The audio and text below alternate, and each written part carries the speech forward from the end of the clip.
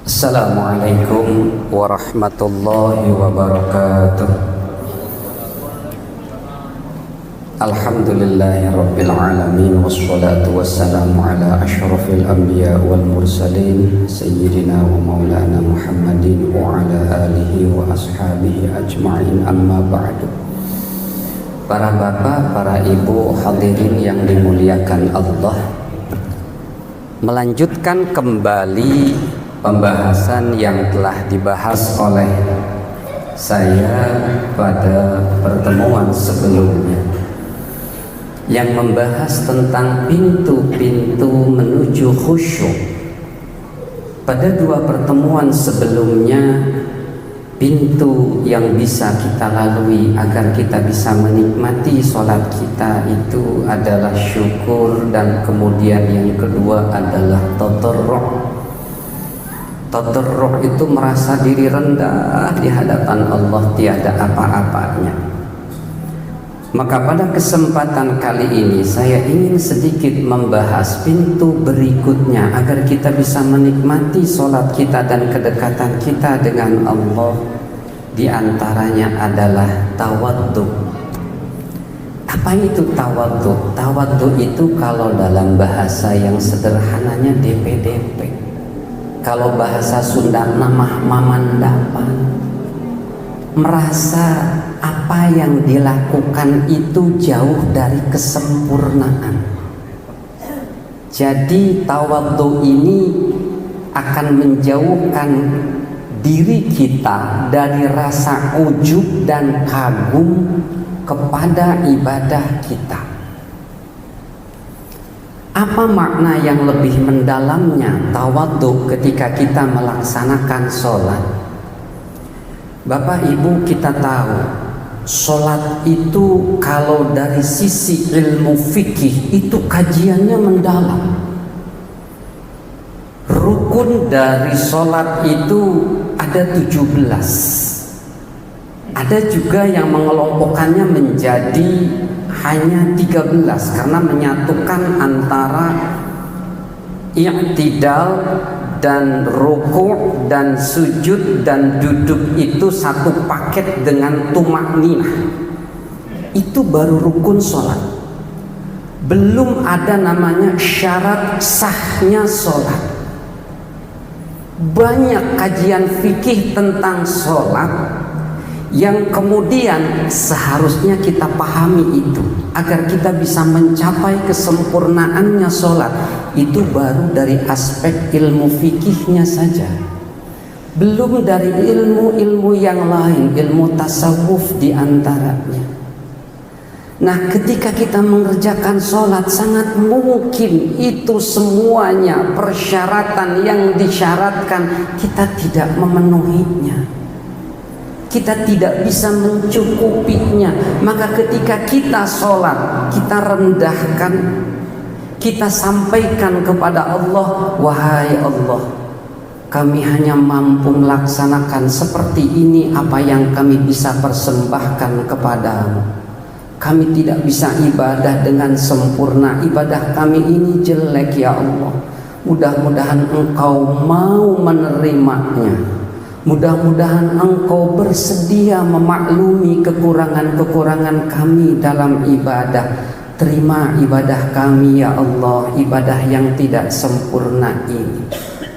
Itu salah satu bentuk ekspresi dan pernyataan tawadhu kita yang semestinya ketika kita sholat harus kita hadirkan dalam diri kita. Sehingga dengan perasaan tawadhu itu, ketika kita sholat takbiratul ihram, kemudian ada di kanan kiri kita, menurut kita eta mah tidak sesuai dengan rukun dan syaratnya, buah-buah mual diterima, mungkin tidak diterima, tidak akan berpikir begitu. Karena yang dia pikirkan belum tentu yang mungkin saya tahu rukun syarat sahnya sholat belum tentu juga diterima oleh Allah Subhanahu wa ta'ala. Sehingga tawadhu ini teramat sangat penting. Saya teringat ada salah satu rumusan yang disampaikan oleh salah satu kiai yang sudah meninggal, Kiai A.F. Ghazali. Kata beliau itu, kalau kita pengen khusyuk mudah, tinggal kita tawadhu, kita rendahkan diri kita di hadapan Allah, kita turunkan grade kita di hadapan Allah terkait dengan perbuatan amal ibadah kita, maka nanti khusyuk akan datang sendiri. Jadi ketika kita sholat, kita menikmati sholat sambil kita merendahkan bahwa mungkin kualitas sholat saya ini ya Allah pantasnya tidak Engkau terima, pantasnya Engkau campakkan. Akan tetapi hamba kemana lagi kalau tidak kembali kepada. Ingat, itu luar biasa, itu syairnya dari Abu Nawas. Ilahi abdukal asi ataka muqirram bidzunubi wa qad da'aka wa in taghfir fa anta lidzaka ahlu wa in tatrud faman narju siwaka. Luar biasa itu kalau misalkan kita hayati Pak Bu, kalau kita lagi tahajud membaca itu luar biasa. Ilahi abdukal asi ataka, wahai Tuhanku, abduka hambamu al-asi yang penuh maksiat ini, ataka datang kepadamu, muqirram bidzunubi wa qad da'aka, muqirram sambil mengakui bidzunubi dengan berbagai macam dosa, wa in taghfir fa anta lidzaka ahlu, jikalau engkau mengampuni maka engkau adalah zat yang maha pengampun.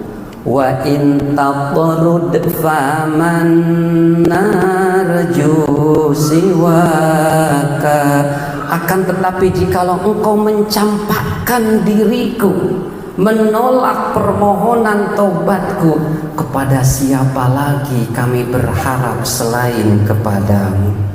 Itu luar biasa, ungkapan merendahkan diri, diri yang datang dengan penuh maksiat, dengan ibadah yang kualitasnya kualitas rendah, tapi sangat berharap untuk mendapatkan rahmat dan kasih sayang Sang Maha Pencipta, Sang Khalik Allah Subhanahu wa Ta'ala.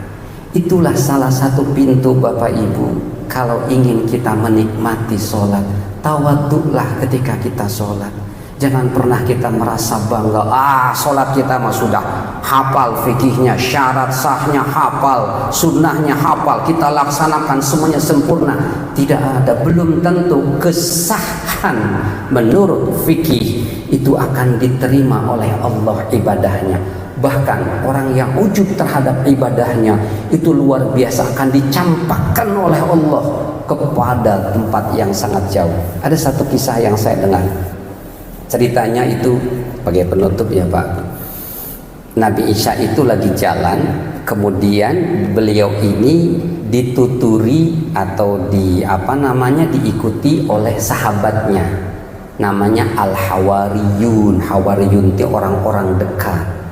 Ceritanya ada seorang yang orang fasik, ahli maksiat, segala macam maksiat sudah dia lakukan. Kemudian dia tuh ingin untuk mengikuti rombongannya Nabi Isa dengan hawariyunnya, dengan para sahabatnya. Akan tetapi ketika dia mau ikut, dia merasa malu, dirinya banyak dosa. Nah, ketika orang yang berdosa tadi mendekat, itu ada salah satu sahabatnya Nabi Isa yang merasa risih karena diikuti oleh orang yang berdosa tadi. Maka kemudian dia lebih cepat jalannya. Jadi yang ini merasa malu karena dirinya banyak dosa, yang ini merasa risih bareng dengan orang yang banyak dosa.